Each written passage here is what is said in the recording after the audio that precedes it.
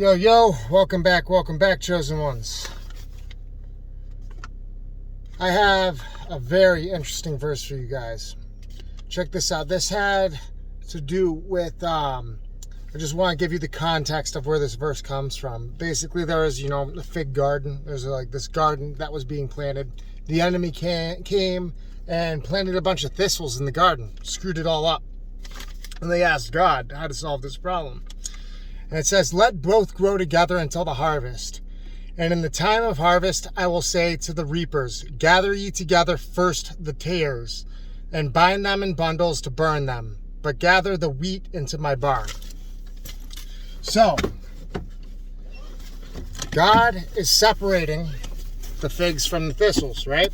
That's what's happening in a lot of our lives. I mean, there's a lot of chosen ones that can relate to exactly what I'm talking about here. And it's definitely been very prominent in my life. Like, it's getting to a point where, there were people that were in my life. They actually trained at my gym. And it's not my gym, but the gym I train at. And they left and went elsewhere. And when they did that, it kind of hurt. Like, it's like, who am I going to use to help me get better?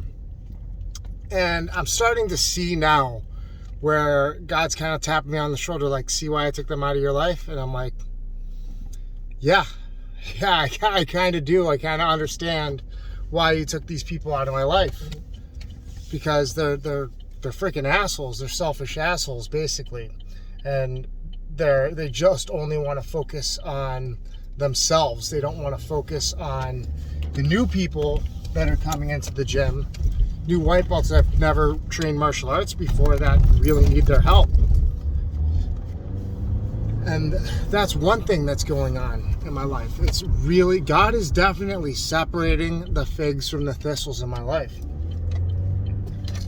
I sat down at my mom's house. My aunt is in town, right? And it just blows my mind how this woman's been my whole life. And then she expects me to not realize that she's never been on my side, actually. Like, this person has always gone out of her way to make sure, not just me, but I'm using me as an example, to make sure that I don't think I'm anything special. She'll go out of her way to make sure that.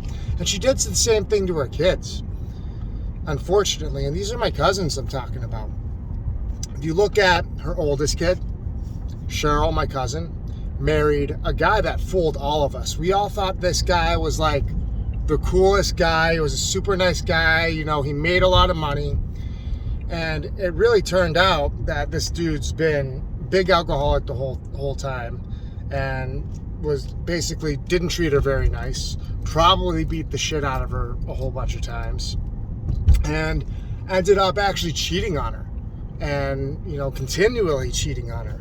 And they actually are going through a divorce now. Because, her mom basically told her, you're nothing special. Find the safe bet. Find a man who makes a lot of money.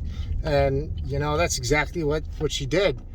And that's actually not her oldest kid. My bad. Her oldest kid is actually my cousin Paul. And he's like kind of, if there's someone that's more of a black sheep in my family, it would be him. He's like the only other one. Like, I always consider myself the black sheep of the family, but I mean, when you look at like my cousin Paul, he's definitely like another black sheep of the family. And the thing that's amazing, once again, I'm separating the figs from the thistles here. I mean, don't get me wrong, he's done some things that is like, that only a jerk would do. But at the same time, like, look at how he was brought up. Out of all the people, or all the 3 kids that they raised, he's the only one that actually got up and did something about it with his life. He joined the military. He was in like the Coast Guard. I'm sure he saved several lives while he was in the Coast Guard. And, basically went real hard at it. And eventually he kind of fell down, this dark, evil tunnel, because whatever he has against his mom, and I don't really know the whole story, and I don't want to butt into it too much, but I'm starting to see his point. a little bit that she will go out of her way to make sure that you don't think you're anything special.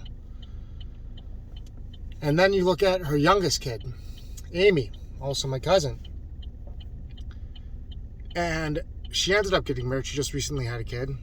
And, you know, she has a husband who's, you know, an okay guy. I have nothing against the guy. You know, makes a lot of money or whatever. But he's a total alcoholic. And I sometimes hear that he's not exactly the nicest person.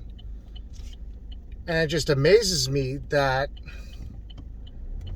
she's going to continually tell her kids that. She told her kids that their whole lives, go for the safe option.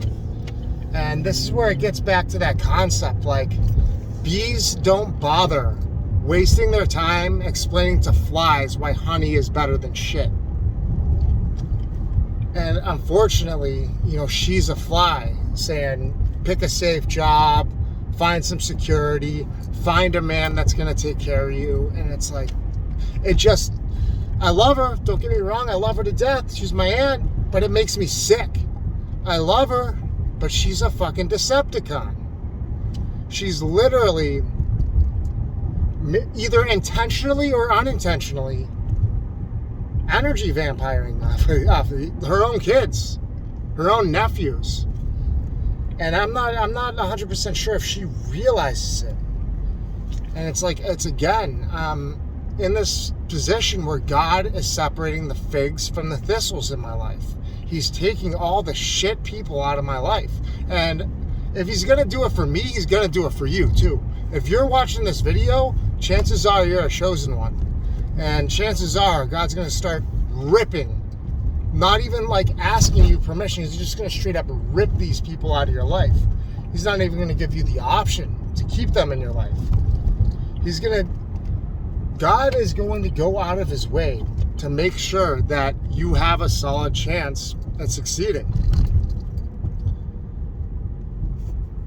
I'm at this point where I've been trying this content creation thing. For one reason or the other, I felt a calling to preach the word of God to the public here on YouTube, TikTok, whatever you're watching this on.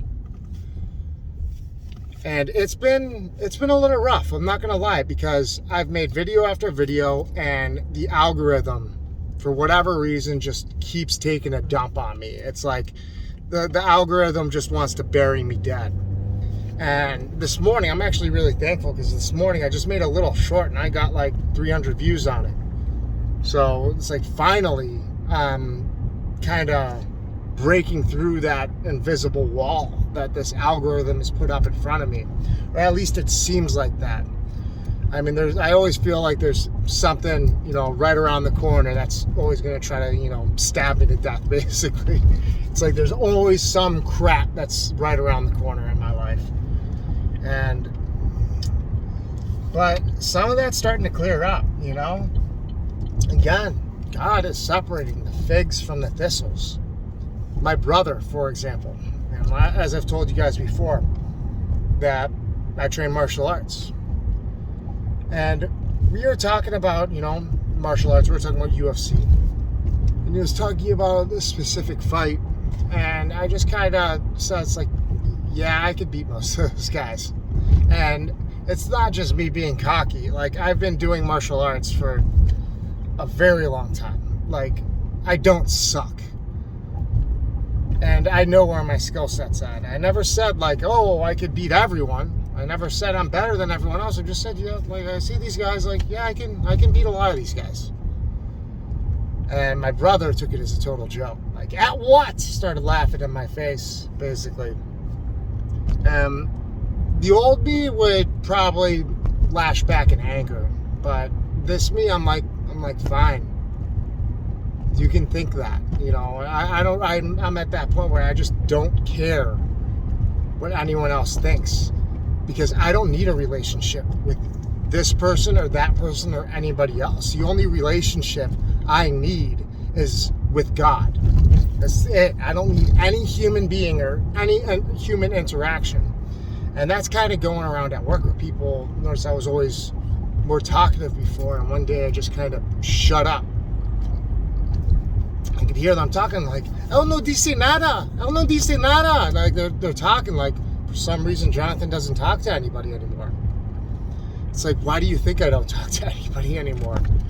Because God is separating the figs from the thistles in my life. I'm not going to bother wasting my time explaining to flies why honey is better than shit. Because these people are just like so trapped in their way of thinking, and they can't break out of that. Like when you look at my oldest brother, for example, who's saying that, and like it also kind of showed me he's definitely a Decepticon, because he brought up, like, because I finally uploaded an old video of me breaking my arm on a skateboard, and I kind of buried the video a long time ago, hid it away, and because I was embarrassed about it, essentially, and eventually I was like, you know, fuck it, let's upload it. People will probably find it funny, and it didn't really get any likes, but still I uploaded it to TikTok or whatever, and put like a little song in there, like if I died dumb doing something stupid. And yeah, my brother told me right at the dinner table, he was like, "Hey John, thank you for uploading the video of you breaking your arm, because I'm just glad that it's documented." It's just like, this is what I mean. Like, that video probably has altogether from all time it's been up in total, because I've uploaded it before and then taken it back down and uploaded it again, probably like maybe 900 views.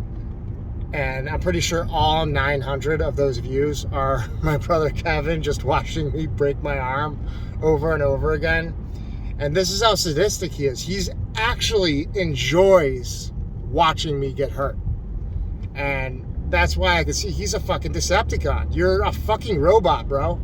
Like, you're not even real. You're part of the fucking Matrix. I don't even accept you as a human being anymore. You're not real. You're a figment of my fucking imagination.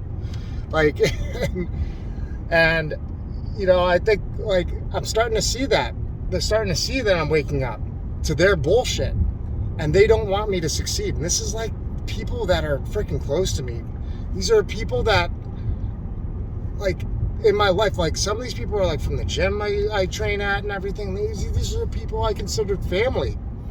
And I always felt like, oh, nobody believed in me. Nobody believed in me. And I've realized now that these people have believed in me the entire time. They never didn't believe in me. They always knew there was something special about me. They always knew that I had this drive and this glow and the Spirit of God within me. But they never rooted for me. They always wanted me to fail. They wanted nothing more but to watch me fall flat on my face, just so they could be like, look, you ain't shit. Look, you think you're so good, you think you're so holy. And I don't think I'm so good or so holy or anything like that. I just see myself as a sinner who's just trying his damn best to get into the gates of heaven whenever he dies. And it's like, these people, like, they never bothered rooting for me. And it's just mind-blowing. Once again, God is separating the figs from the thistles. Separating the good fruit from the bad fruit. He's putting all, you know, all the sheep on one side and all the goats on the other side. And that's happening within my life. The people who are good for me are staying. The people who aren't so good for me are going. Good riddance. That's all I have to say to them, is just good riddance, because you never did me any favors. I know one dude in specific, I went out of my way to go to his fights, to cheer him on. Yet whenever I needed a small little favor, whenever I needed a little subscribe, a little like, where was he? Nowhere to fucking be found. These same people, that they are so self-centered, that I actually started a jiu-jitsu blog a while ago. And I didn't even write about myself. I was writing about them, my teammates. I was hyping them up. Did they like my article? No. Did they bother to subscribe to my blog? No, they didn't. Did it cost them any money? Fuck no, it didn't cost them any money. It didn't cost them anything. That's all it would have taken was pressing a button and hitting like, subscribe. And these were people I considered my family. And it's mind-blowing. Once again, God is separating the figs from the thistles. And it really came to surprise me that one of the people who actually was supporting me is my father-in-law. And he has his own issues, so some of the stuff I'm talking about, it actually really surprises me that he's one of the people that's coming to support me. My sister-in-law, both of my sisters-in-law are hopping on to support me early in this YouTube thing. And these are people that I thought wanted me to die. Literally, I saw a woman at work today who's kind of giving me a smile. She sees that, I'm going through Lent and I haven't had any soda. I've been, a little exhausted. Like, I gave up a lot this year for Lent. And this is a lady that I always had like disdain for too. Like, I remember another time whenever I first, I remember I was going through something and I had a Diet Mountain Dew. She was like, Jonathan, why do you drink so much soda? And I was like, fucking leave me alone. I was just like, man, just let me enjoy my pop. But I kind of had that today where I was like, holy moly, this person's been on my side this entire time. This person has always been rooting for me. And it's mind-blowing. That's why I say, don't be so quick to anger, because you never really know who's really on your side until you truly develop that spirit of discernment to be able to tell. And I've kind of been on this for a long time. Like, whenever I first started this thing, I remember going to my parents, asking them. I went to my mom, hey, you want to subscribe to my YouTube? Did she? Fuck no, she didn't. My dad? No, he didn't. And they tried to use like their lack of understanding of technology as an excuse too. And, by the time I get there, it's just going to be too late, and it's not that they didn't believe in me, because they did believe in me.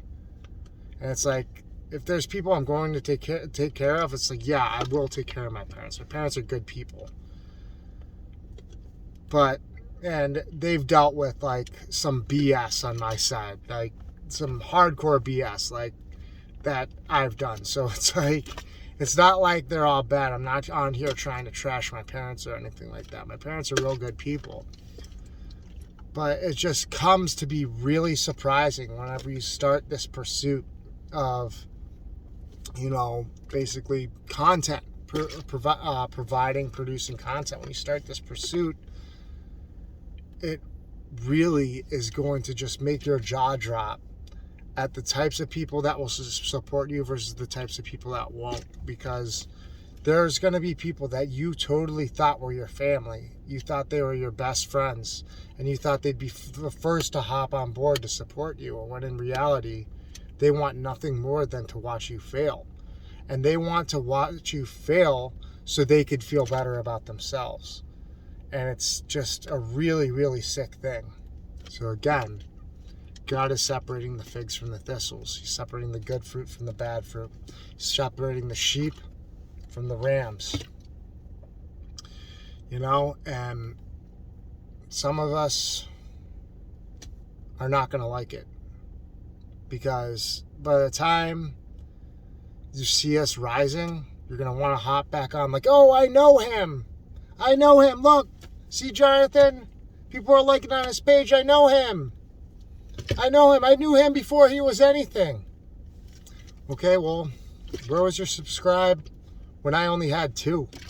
When I only had 1 subscriber, where was your like, Then once you hit 1,000, it's just like, then suddenly everybody wants to be on you.